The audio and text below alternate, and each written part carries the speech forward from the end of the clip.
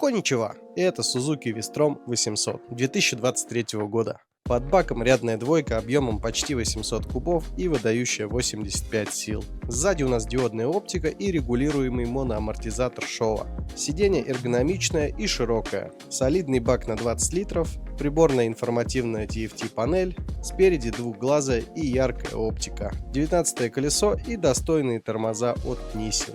Сзади 17 колесо и цепной привод с 6-ступенчатой коробкой передач. Клиренс 185 мм. Данный мотоцикл с пробегом 19 900 км и находится у нас в наличии в городе Москва в салоне Premium Bike. Актуальную цену вы всегда можете узнать у нас на сайте или на онлайн-площадках. Всем спасибо за внимание. Пока-пока.